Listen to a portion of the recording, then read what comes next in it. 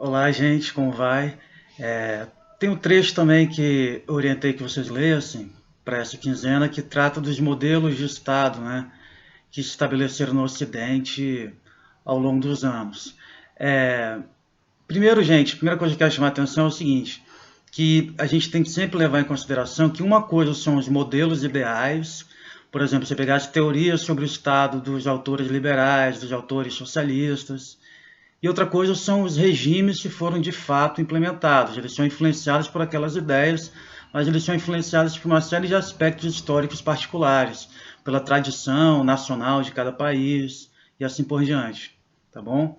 Então, começando lá pelo Estado absolutista, como vocês sabem, o Estado absolutista implicava um, um controle total do Estado sobre a sociedade, com mínimas liberdades individuais, e foi o período também que a economia era caracterizada pelo mercantilismo, quer dizer, o capitalismo, ou seja, a revolução industrial propriamente dita ainda não tinha se realizado e a produção ainda não era uma produção fabril, né? Por exemplo, utilizando energia do vapor, mas de qualquer forma se tinha uma economia mercantilista em que os estados nacionais eram altamente protecionistas, queriam levar uma vantagem no mercado internacional através de uma balança comercial favorável, e tinha, por outro lado, um Estado que controlava completamente as liberdades individuais, um Estado completamente absoluto e soberano. Esse Estado ele vai ser superado pelo modelo liberal, né?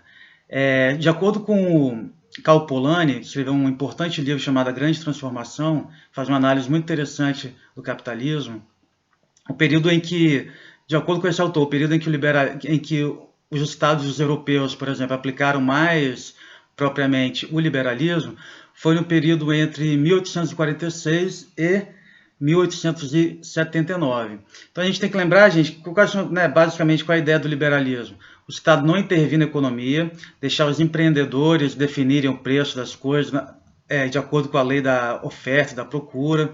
Um liberalismo radical, por exemplo, implicaria que não existiria nenhum salário mínimo, por exemplo. O Estado não poderia intervir no valor do trabalho.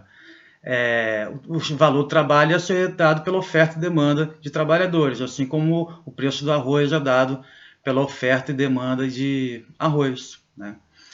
Bem, isso cria alguns problemas, gente, porque, por exemplo, pessoas não são exatamente como o arroz, né? Ou como café. Você se lembra que na crise de 1929, que teve impactos no Brasil, o preço do café foi lá embaixo, e aí uma estratégia do Estado brasileiro foi queimar o café, né? Tirar o café do mercado para tentar subir o preço do café. Bem, imagina se lá nos Estados Unidos, aquela crise, né, de 29, aquele monte de trabalhador desempregado, quer dizer, trabalhador demais para emprego de menos, inflação alta. Imagina se o Estado americano falasse, vou queimar trabalhadores porque a gente tira os trabalhadores do mercado, o valor do trabalho sobe, né? Um absurdo imaginar uma coisa dessa. A gente ia desumanizar a sociedade.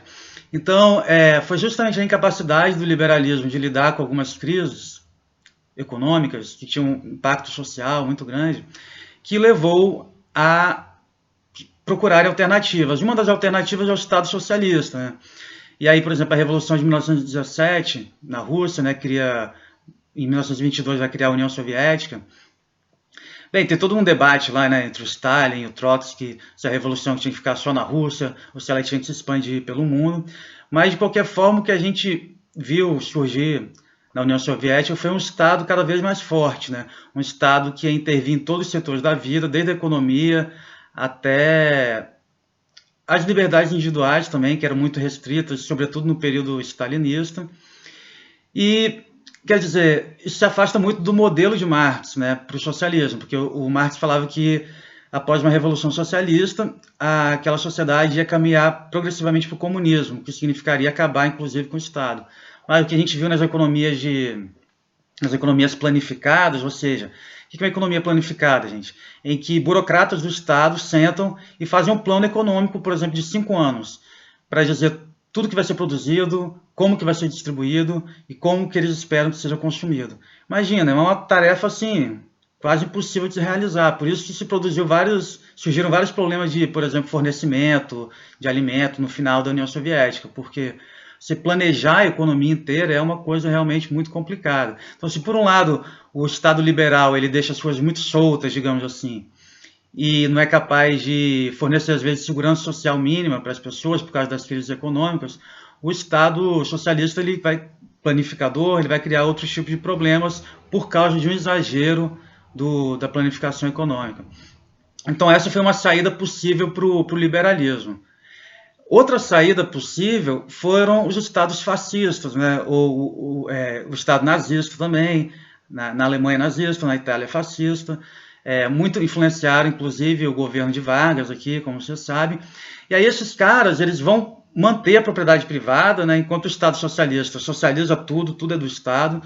No Estado fascista, vai continuar existindo propriedade privada, vai continuar existindo capitalismo, então você continua tendo empreendedores individuais, mas o Estado ele intervém fortemente na economia para definir, inclusive, quais são os setores da economia que vão prosperar mais. Então, ele pode dar mais imposto para um setor e menos para o outro, porque ele quer que esse outro prospere mais. Então, ele intervém na economia, não é um livre mercado, mas ele também não acaba com a propriedade privada. O capitalismo continua existindo, mas sob o controle do Estado.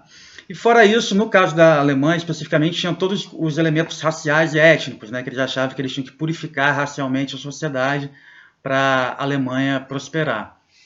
Então, você tem essas duas saídas que historicamente que surgiram, né, para o Estado liberal, a socialista e a nazifascista. Bem, depois da Segunda Guerra Mundial, gente, vai surgir um outro modelo ainda que, justamente para tentar fazer um contraponto ao socialismo, né, criar alguma base de segurança social para as sociedades ocidentais, europeias, sobretudo, a estratégia, portanto, de criar algum tipo de segurança, mas ainda garantir o desenvolvimento do capitalismo, né, sem criar um tipo de autoritarismo, como era o caso do fascismo. Então surge o estado de bem-estar social. O estado de bem-estar social ele também é marcado por uma forte intervenção do Estado na economia, mas garantindo fortemente também as liberdades individuais, a liberdade de iniciativa, mas promovendo estratégias de redistribuição da riqueza para garantir um princípio igualitário mínimo na sociedade. Eu, pessoalmente, acho o máximo assim, aquele modelo de economia da Suécia, da Noruega, da Dinamarca, e assim por diante. Bem, isso então vai prosperar do final da Segunda Guerra Mundial até mais ou menos o final da década de 70 e começo da década de 80, quando vem o neoliberalismo, né? Então, tanto na Inglaterra quanto nos Estados Unidos, tem uma retomada do liberalismo. Vão dizer que é muito caro sustentar um Estado social desse, um Estado de bem-estar social desse, e que o Estado tem que começar a tirar suas mãozinhas da economia. A diferença que eu identifico assim, do neoliberalismo em relação ao liberalismo é que, enquanto no liberalismo clássico você tem duas frentes, né, de liberdade, tanto a econômica quanto a política e moral, né? Então, quer dizer, as liberdades individuais muito valorizadas. No caso do Estado neoliberal, você fortalece a ideia de liberdade econômica, mas tem uma retração das liberdades individuais. Porque, por exemplo, ao mesmo tempo surge a questão da guerra contra as drogas, né? Então, o Estado começa a restringir a liberdade, sobretudo de algumas comunidades muito específicas, como nos Estados Unidos, as comunidades negras e latinas, muito bem descrito num documentário que tem na Netflix chamado 13ª Emenda, tá? Em que esses grupos vão ser neutralizados politicamente através da justificativa em determinado momento, por exemplo, da guerra contra as drogas, depois nos anos 90, nos anos 2000, na luta contra o terrorismo, uma série de liberdades individuais vão ser limitadas pelo Estado, mas a liberdade econômica vai continuar sendo defendida. Bem, talvez o livro didático de vocês não fala, mas talvez a gente possa falar de um outro modelo econômico também, que é esse que a China tem mostrado, né? Que talvez a gente pudesse chamar de capitalismo de Estado ou de socialismo de mercado, em que você tem um autocontrole da sociedade pelo Estado, você tem planificação econômica, né? O Estado chinês planeja longamente seu desenvolvimento, mas ele financia também o empreendedorismo individual. E aí é interessante também um outro documentário, um documentário que tem na Netflix também chamado Indústria Americana, que aí dá para ver claramente a cara desse capitalismo chinês. Tá bom, gente? Aí é o seguinte, sobre direita e esquerda, né? É, essas categorias, gente, direita e esquerda, elas variam muito localmente, de acordo com a tradição nacional de um país. Então é difícil usá-las como categoria analítica, né, como um conceito para você analisar várias sociedades. A estratégia, eu acho, da pessoa que estuda esses sistemas políticos é muito mais de ver como em cada lugar direita e esquerda são definidos, do que partir de uma definição do que é direita e o que é esquerda.